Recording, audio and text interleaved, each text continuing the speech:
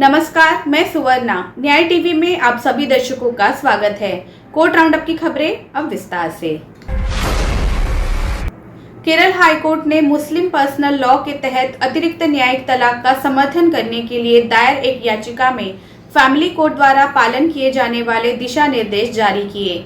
न्यायमूर्ति ए मोहम्मद मुश्ताक और न्यायमूर्ति कौसर एडप्पागत की खंडपीठ ऐसे मामलों में फैमिली कोर्ट द्वारा की जाने वाली जांच के दायरे और प्रकृति पर विचार कर रही थी। खंडपीठ ने कहा, मुस्लिम पर्सनल लॉ के तहत एक तरफा अतिरिक्त तलाक तब पूरा होता है जब पति या पत्नी में से कोई भी मुस्लिम पर्सनल लॉ के अनुसार तलाक तफवीज या खुला देता है। इसलिए तलाक मुबारक से अतिरिक्त तलाक भी पूरा होता है जब दोनों पति पत्नी एक पारस्परिक समझौता से तलाक मुबारक से अलग होते हैं। अतिरिक्त न्यायिक तलाक के इन तरीकों में से किसी की वैधता के लिए न्यायालय की मुहर आवश्यक नहीं है। दिल्ली की एक अदालत ने बुधवार को पूर्व केंद्रीय मंत्री सलमान खुर्शीद द्वारा लिखित पुस्तक सनराइज ओवर अयोध्या के खिलाफ हिंदू सेना के अध्यक्ष विष्णु गुप्ता द्वारा दायर मुकदमे में अंतरिम एकपक्षीय निषेधाज्ञा देने से इनकार कर दिया। वादी ने अपने मुकदमे में पुस्तक के प्रकाशन, बिक्री, प्रसार और वितरण को रोकने के लिए निषेधाज्ञा की मांग की थी। पटियाला हाउस कोर्ट की एसीजे प्रीति परेवा मुकदमे पर सुनवाई करते हुए कहा कि वादी अपने पक्ष में सुविधा का संतुलन स्थापित करने में विफल रहा, इसलिए अंतरिम राहत देने से इनकार कर दिया।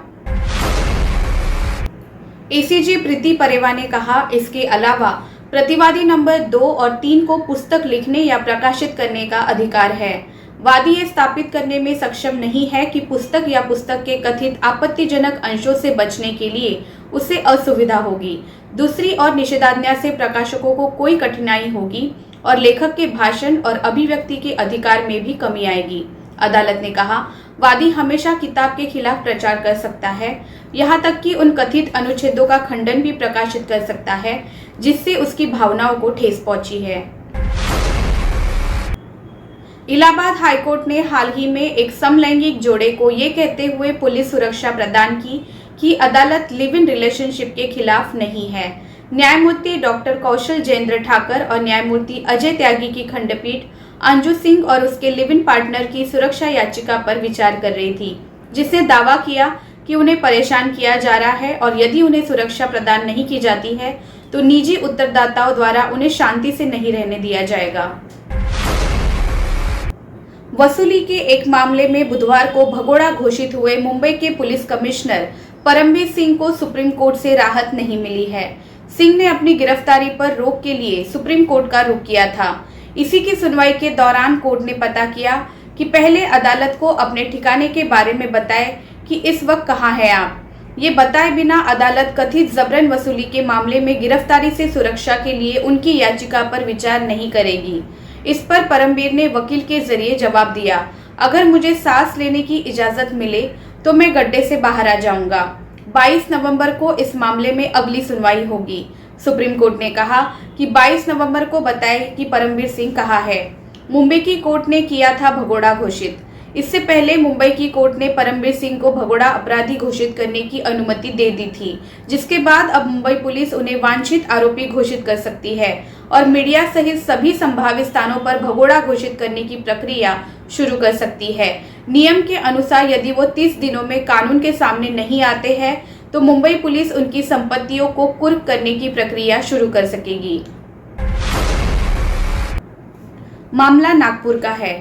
वहां रहने वाली 16 साल की लड़की की ओर से ये केस दायर किया गया था। घटना के समय उसकी उम्र 12 साल और आरोपी की उम्र 39 साल थी। पीड़ित के मुताबिक दिसंबर 2016 में आरोपी सतीश उसे खाने का सामान देने के बहाने अपने घर ले गया था। वहां उसके ब्रेस्ट को छूने और निर्वस्त्र करने की कोशिश की थी। सेशन कोर्ट ने इस मामले में पॉक्सो एक्ट के तहत 3 साल और आईपीसी की धारा 354 के तहत 1 साल की सजा सुनाई थी। ये दोनों सजाएं एक साथ चलनी थी। हाईकोर्ट की महिला जज ने फैसला बदला। मामला बॉम्बे हाईकोर्ट पहुंचा। बॉम्बे हाईकोर्ट की नागपुर बेंच की जस्टिस पुष्पा गनेडीवाला ने 12 जनवरी को अपने आदेश में कहा था कि 12 साल की बच्ची से यौन शोषण के ऐसे सबूत नहीं मिले हैं जिससे साबित हो सके कि उसका टॉप उतारा गया या फिर फिजिकल कांटेक्ट हुआ, इसलिए इसे यौन अपराधों की श्रेणी में नहीं रखा जा सकता। जस्टिस गनेडीवाला ने सेशन कोर्ट के फैसले में संशोधन करते हुए दोषी को पॉक्सो एक्ट के तहत दी गई सजा से बरी कर दिया था, जबकि आईपीसी की धारा 354 के तहत सुनाई गई 1 साल की कैद को बरकरार रखा था। भारतीय राष्ट्रीय कांग्रेस के पूर्व अध्यक्ष राहुल गांधी ने मानहानि के एक मामले में उन्हें जारी समन को रद्द करने की मांग करते हुए बॉम्बे हाईकोर्ट का दरवाजा खटखटाया है। उन्होंने राजनीतिक दलों के प्रतिस्पर्धी हितों और राजनीतिक बहस के अधिकार का हवाला देते हुए भाषण और अभिव्यक्ति की स्वतंत्रता के अधिकार का आह्वान करते हुए कोर्ट से मानहानि के एक मामले में उन्हें जारी समन रद्द करने की मांग की। मुंबई में एक मेट्रोपॉलिटन मैजिस्ट्रेट की अदालत ने 2019 में गांधी के खिलाफ मानहानि के एक मामले में समन जारी किया था। गांधी के खिलाफ उक्त शिकायत भारतीय जनता पार्टी के सदस्य महेश ऋषिमल ने दायर की थी। हाईकोर्ट के समक्ष गांधी की याचिका के अनुसार भाषण और अभिव्यक्ति की स्वतंत्रता की संवैधानिक गारंटी विपरीत व्यक्ति की आलोचना की रक्षा करती है, जब तक कि कोई बयान वास्तविक द्वेष के साथ नहीं दिया जाए, जिसका अर्थ है कि बयान ज्ञान द्वारा और लापरवाह उपेक्षा के साथ दिया गया, चाहे वो गलत था या नहीं।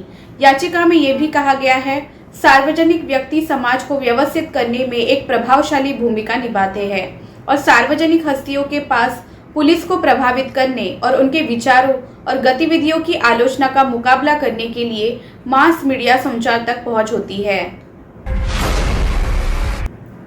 सुप्रीम कोर्ट के justice UU Lalit, S Ravindra Bhat और बेला त्रिवेदी की बेंच ने कहा कि टच के अर्थ को स्किन टू स्किन तक सीमित करने से पॉक्सो कानून की बेहद संकीर्ण और बेहुदा व्याख्या निकल कर आएगी। इससे इस कानून का उद्देश्य खत्म हो जाएगा, जिसे हमने बच्चों को यौन उत्पीड़न से बचाने के लिए लागू किया था। अपने मुताबिक कानून की व्याख्या न करें। कोर्ट ने कहा कि पहने हुए कपड़ों या किसी अन्य कपड़े के ऊपर से बच्चे को गलत नियत से छूना भी पॉक्सो एक्ट में आता है। कोर्ट को सीधे सरल शब्दों के गूढ़ अर्थ निकालने की कोशिश नहीं करनी चाहिए। ऐसी संकीर्ण और रूढ़िवादी व्याख्याओं से इस कानून को बनाने का उद्देश्य विफल होगा, जिसकी हम इजाजत नहीं दे सकते। 27 जनवरी को सुप्रीम कोर्ट ने इस मामले में हाई कोर्ट के आदेश पर रोक लगाई थी, जिसमें आरोपी को बरी किया गया था। 39 साल के आरोपी ने 12 साल की किशोरी से की थी छेड़खानी।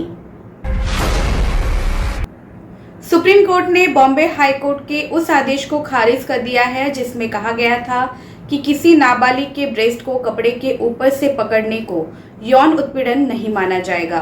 बॉम्बे हाई कोर्ट की नागपुर बेंच की जस्टिस पुष्पा गनेडीवाला ने पॉक्सो एक्ट का हवाला देते हुए कहा था कि इस कानून के तहत अगर स्किन टू स्किन कॉन्टैक्ट नहीं हुआ हो तो उसे सेक्सुअल हैरेसमेंट नहीं कहेंगे। फिलहाल बस इतना ही। अन्य खबरों के लिए जुड़े रहिए न्याय टीवी के साथ। नमस्कार।